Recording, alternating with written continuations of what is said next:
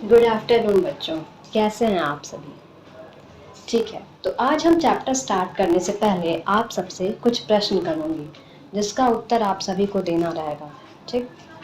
हाँ, आपके बैग में अभी कौन कौन सी वस्तुएं हैं। हमारे बैग में पेंसिल है, बुक्स है और पेन्स है। ठीक। यदि आप इन वस्तुओं को अपने बैग से निकाल देते हैं तो क्या होता है।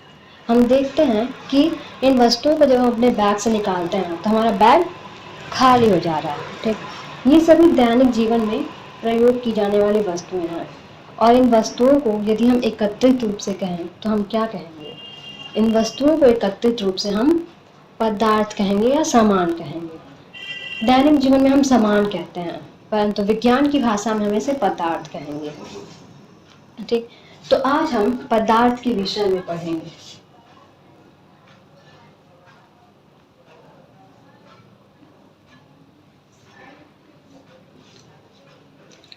आप इन वस्तुओं को कैसे बता रहे हैं कि ये पदार्थ हैं।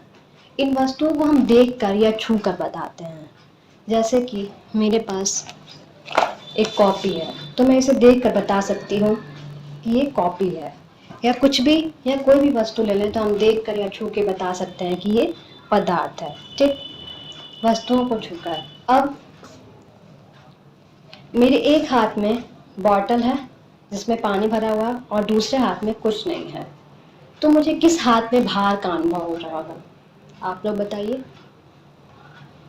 हाँ ठीक है, मुझे इस हाथ में भार का अनुभव हो रहा है। क्यों?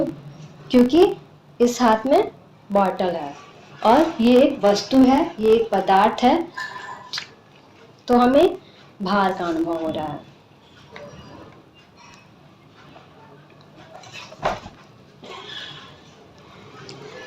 हम यदि जो भी हमने सामान बैग से निकाला यदि हम वापस बैग में ही डाल दें तो क्या होता है।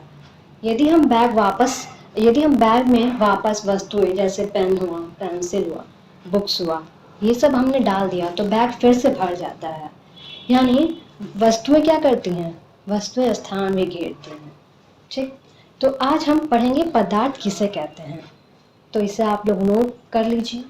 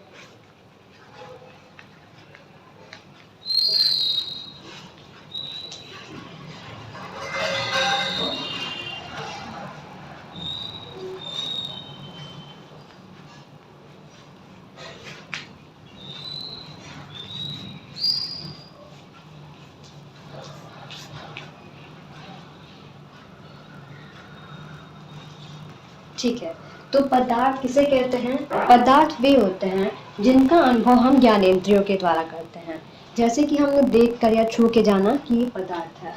दूसरा जो स्थान घेरती हैं, जैसे हमने अपने कॉपी किताब को जब अपने बैग में डाला तो वो भर गया, अब कोई स्थान नहीं बचता है। तो बस जो पदार्थ वे हैं जो स्थान घेरते हैं, जिनका अनुभव ज्ञानेंद्रियों के द्वारा हो तथा जिनमें भार हो।